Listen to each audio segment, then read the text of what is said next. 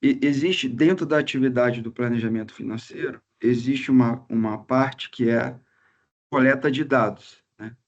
E a coleta de dados, ela é importante porque se eu coletar bons dados, o que eu vou entregar de resultado é mais preciso, é mais assertivo, né?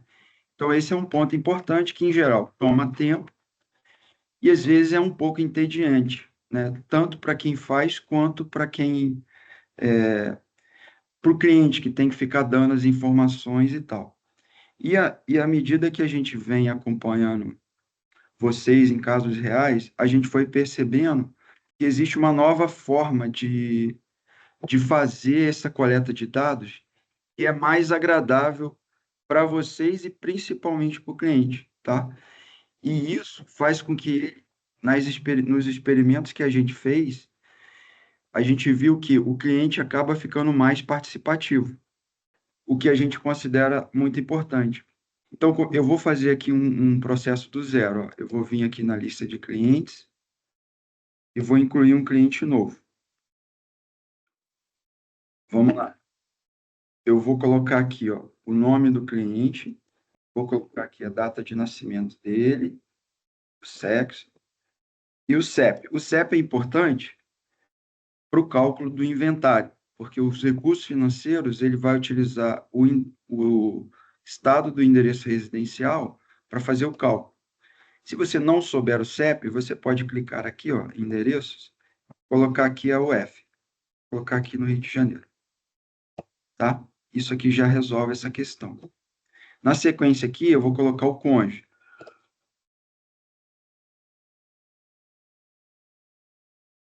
Então, já coloquei o cliente, já coloquei o cônjuge, tá? Eu posso colocar mais dados aqui, posso colocar foto, mas isso aqui é o principal, tá? E vou colocar aqui que eles têm um filho.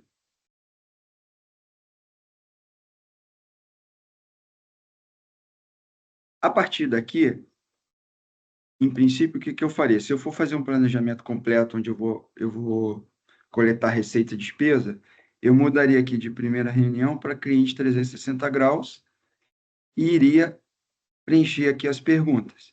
Esse é o caminho normal que, em geral, todo mundo faz. E aqui eu vou preenchendo, né? Vou preencher a receita, vou preencher a despesa, vou revisar os valores da educação, que como eu coloquei o filho lá, ele já gerou as etapas aqui. Mas aqui, se você olhar, é um formato parecido com planilha Excel, né? Que você vai, basicamente, o cliente está vendo letra e número, né? E você vai preenchendo. O que que é a sugestão para vocês de agora para frente, se ainda não estão fazendo? É, a partir do momento que colocou o filho, coloquei o cliente, coloquei o cônjuge, coloquei os filhos, ou outros dependentes. Eu já venho aqui para o número 2, estudo, tá?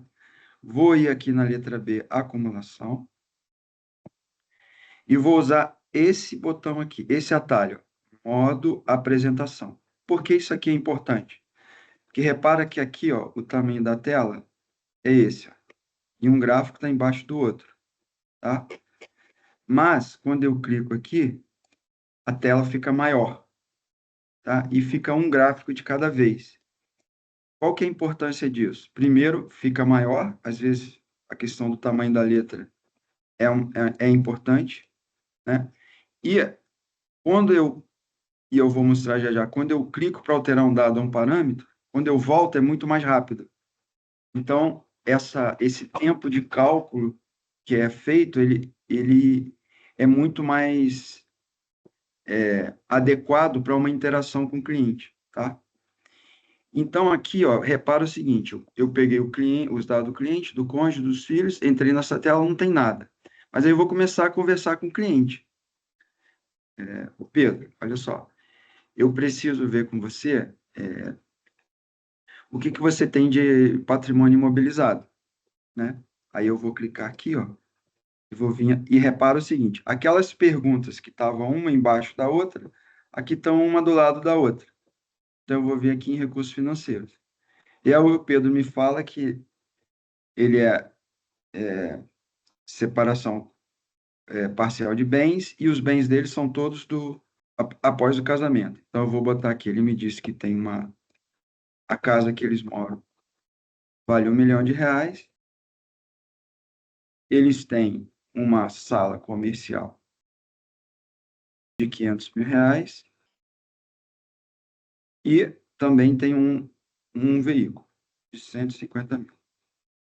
Ok? E aí que vem a diferença entre fazer por aqui e fazer naquela tela de perguntas. Quando eu fechar aqui, ó, ele já vai me mostrar um gráfico. E aí eu já posso dizer para o Pedro, olha, Pedro, tá vendo aqui, ó, o seu total de imobilizado é 1.650.000, ok? Agora eu preciso ver com você sua reserva financeira. E aí eu volto para cá, eu vou vir aqui em reserva financeira, recursos financeiros. E aí vou perguntar quanto que ele tem de imobilizado, de recurso financeiro. Então, vou botar aqui uma carteira de R$ 1 milhão. Beleza. Aí, fechei. Quando eu fechei, ó, ele já me mostrou aqui, ó. Então, seu patrimônio total, 2.650.000. 1.650.000 de imobilizado, 1 milhão de recurso financeiro. Essa dinâmica aqui é super importante, porque ela ajuda o cliente a dar foco e ajuda na interação, tá? E aí você tem, então, um patrimônio total de 2.650.000. Você tem alguma dívida? Aí eu pergunto para ele, né? E aí eu vou colocar aqui, vamos dizer que esse imóvel aqui ainda esteja financiado. Aí eu vou vir aqui, de novo, no atalho da revisão de dados e vou colocar aqui o imóvel, o financiamento, ó. Como é uma tabela saque, o que eu vou simular aqui, eu vou usar o expandir, vou vir aqui, vou marcar a tabela saque, vou botar um saldo devedor de 500 mil e 180 parcelas, um percentual de 10%. Fecha e salvo. Ó, aí ele já me mostrou aqui, ó. Então, como você tem esse de dívida, o seu patrimônio líquido é 2.150.000. Tá tudo ok? Aí vamos dizer que ele fala assim, ó. Pô, lembrei aqui que eu tenho uma previdência lá no Bradesco. Aí eu vou vir aqui, ó, revisão de dados. Vamos dizer que esse aqui volta aqui em recursos financeiros. Vamos dizer que isso aqui esteja na XP. E aí vou colocar aqui a previdência. Tem um PGBL lá no Bradesco. Bom, o que vai acontecer aqui, ó? Ele já vai me mostrar. Então, ó, 83% do que você tem está na XP, 16% está no Bradesco, 18% está em PGBL e o restante é a sua carteira total. Às vezes, fazendo isso, o que acontece? O cliente lembra de mais coisas e te dá mais informação e você vai ajustando aqui por esse atalho e ele vai vendo a realidade dele, tá? Uma vez que a gente terminou essa parte aqui, o que a gente vai fazer? A gente vai avançar aqui na próxima página. E aí o gráfico das receitas vai vir em branco também. E aí eu vou falar com ele. Pedro, agora eu preciso... É claro, pessoal, que o pitch aqui de conversa com o cliente, vocês com certeza farão melhor do que eu estou fazendo aqui. Eu só estou dando um exemplo aqui para deixar claro que o importante aqui é estabelecer uma conversa. Porque o que a gente viu é que essa conversa o cliente se sente melhor e passa a entender mais a importância dele dar o dado correto e participa mais do processo, tá? Então, eu vou fazer aqui, ó. Então, Pedro, preciso ver agora com você a sua renda de trabalho, né? Aí vamos dizer que ele me fala, eu sou profissional liberal, ganho R$ 30.000. Aí a gente pergunta, e a sua esposa, ela trabalha? Trabalha, só que ela é CLT. Aí eu vou falar para ela, então eu preciso do salário bruto dela, vamos dizer que ele me diga R$ 10.000. Isso aqui porque a gente vai calcular o FGTS já, que vai ser aportado todo mês, e o salário líquido, que é o que a gente vai usar para o fluxo de caixa. Quando eu fechar aqui, ó, já vai aparecer novamente o gráfico. Então, Pedro, aqui, ó, tá aqui sua receita, indo até 65, da Mariana até 62. Por que isso aqui é importante? Eventualmente ele vai falar, não, eu vou trabalhar mais ou vou trabalhar menos. E aí a gente vem aqui, pode vir aqui em parâmetros, ó, idades, né, e corrigir aqui as idades se tiver que fazer alguma mudança, tá?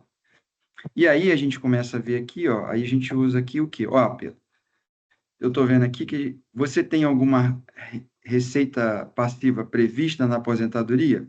Vamos dizer que ele fala que tem sim, ele contribui para o INSS. E aí, o que que a gente pode fazer? Vir aqui novamente, revisão de dados e completar aqui, ó. Vamos dizer que ele me diga que vai estar contribuindo para receber o mínimo, que é 1.518, e a previsão da Mariana é receber 3.500. De novo, quando eu fechar aqui, ele já vai aparecer, tá? E aí posso perguntar, você tem alguma outra renda passiva? Vamos dizer que ele me diga que tem um aluguel. Aí eu venho aqui, novamente, adiciono aqui uma linha e vou colocando, tá? De novo, o que a gente tem visto é que fazendo assim, o cliente participa mais, tá? Então tá aqui, Pedro, ó, tá aqui seu aluguel, tá aqui seu INSS, tá aqui o INSS da Mariana, ok? E aí aqui você já começa, além de pegar dados, já mostrar algumas coisas, ó. Então, Pedro, hoje você tem uma renda total anual de 468 mil, que dá uma média de 39 mil, né? E você é a maior parte da renda, você praticamente 77% da renda da sua família é você o responsável, ok? E aqui você pode até falar se o planejamento vai olhar dependência financeira e proteção, você já pode até introduzir. Pedro, como eu também vou te falar sobre proteção, é bem provável que vai aparecer necessidade de proteção para você. Por quê? Porque sua representatividade na renda é muito grande. A sua falta teria um impacto muito grande, tá? Mas vamos seguir aqui. Ó, quando a Mariana aposentar, a sua renda vai cair de 468 mil ano para 414 mil, que é uma média de 34 mil. Quando vocês dois aposentarem, aí o que que vai acontecer? Ó, o que era, quando vocês dois estavam em fase produtiva, 468 mil, virou 72 mil ano, que é uma média de 6 mil. Então, provavelmente, a gente vai ter que olhar para você fazer aportes para aposentadoria. Mas isso a gente vai ver daqui a pouco. Uma coisa que eu já vou te mostrar aqui, ó, e aí, pessoal, tem esse bonequinho aqui, ele é bem legal, que a gente chama ele de FT. Ele já vai me mostrar aqui, ó. Tá vendo, Pedro? Na sua fase produtiva, você vai ter uma renda total de 11 milhões. Como são quase 25 anos, sua renda média é 38 mil. Na aposentadoria, a sua renda prevista é de 1.800.000. Como são 25 anos que a gente está planejando aqui, até os seus 90 anos, é uma média de 6 mil anos.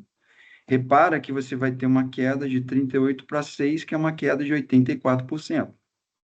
Ok? Novamente, acredito que a gente vai precisar, caso a sua reserva não seja suficiente, a gente vai precisar planejar a sua aposentadoria. Muito bem. Agora vamos olhar a sua despesa. E aí eu vou avançar aqui, ó, próxima página. E aí, Pedro, ó, repara aqui, ó, que aquele financiamento que a gente botou lá no início já apareceu aqui. Como ele é uma tabela SAC, o sistema já calculou tela decrescente, ok? Para ajudar a gente a chegar na sua capacidade de poupança correta ao longo do tempo. E, como você tem o André, a gente já projetou aqui as etapas de educação do André. Só preciso revisar com você os valores. Aí vou vir aqui, ó, no lápis, vou vir aqui em educação e vou revisar esses valores com ele aqui. Vamos dizer que ele me fala que hoje paga 2.500, tem uma previsão de pagar 3 mil aqui, 3.500 aqui. E aqui, pessoal, uma dica importante é, aqui você não pode pensar em inflação, que você projeta as etapas seguintes a valor de hoje, porque a inflação é tratada automaticamente pelo sistema, ok? Aí vamos dizer que no ensino médio ele vai gastar 4 mil e na faculdade 5 mil. Hoje a gente vai revisando isso junto com o cliente, ok? Vou fechar aqui. Quando você fechar, você já vai falar, Tom, já está tudo atualizado aqui, ó. Ok? Agora preciso ver com você as outras despesas que não são educação e financiamento. Tudo que você paga fora esses dois itens.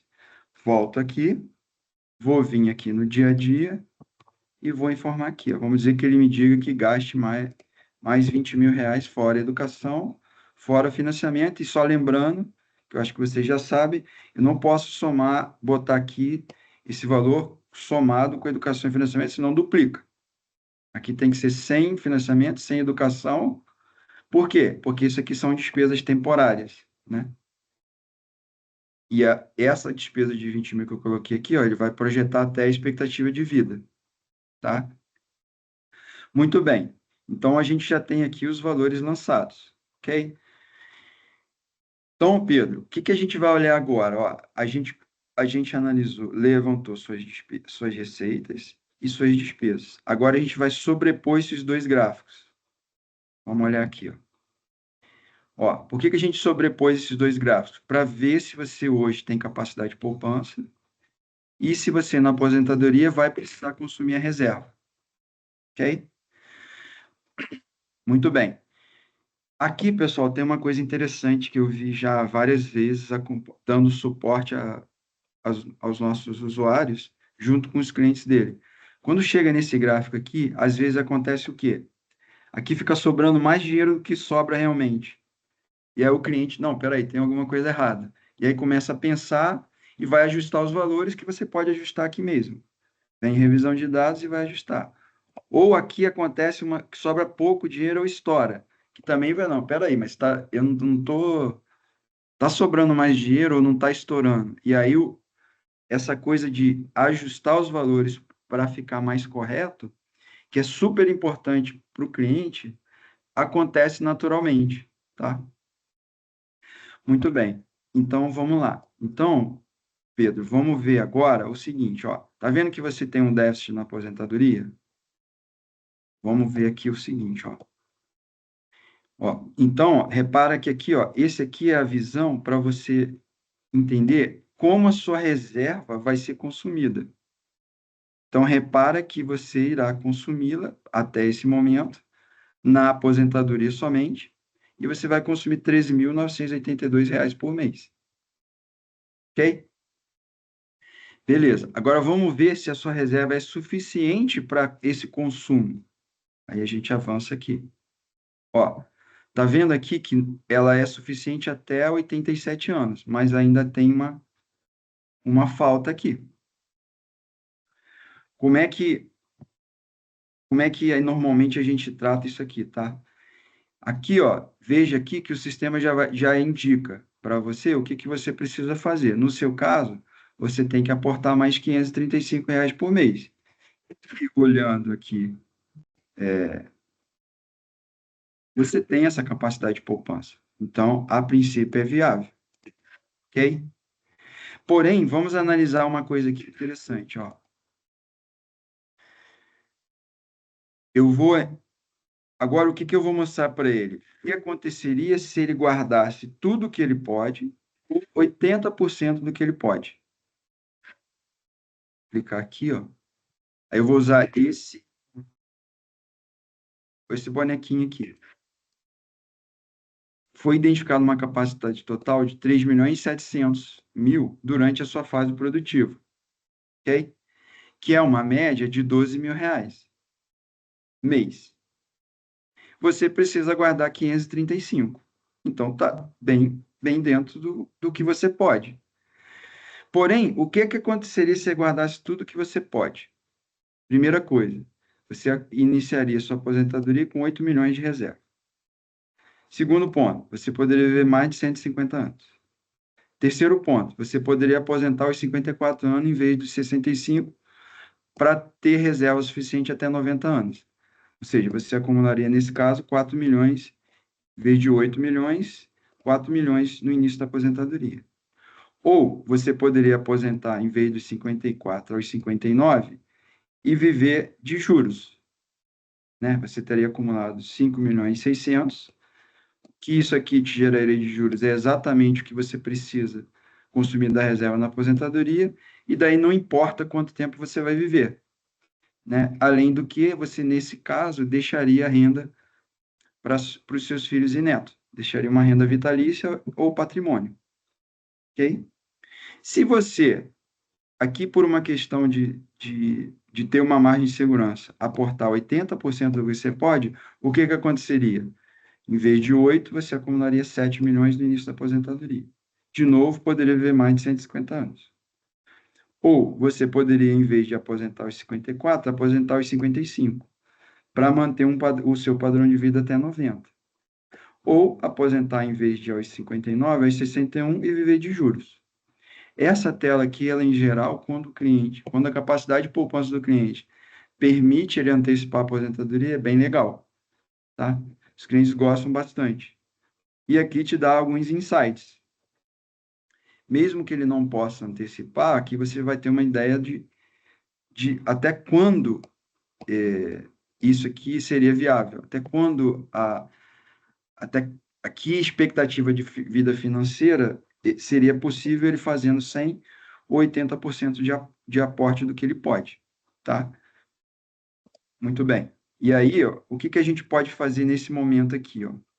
Vamos fazer o seguinte, vamos simular você guardando 50% do que você pode. Aí vocês vão usar esse parâmetro aqui. Que isso, pessoal, você faz junto com o cliente.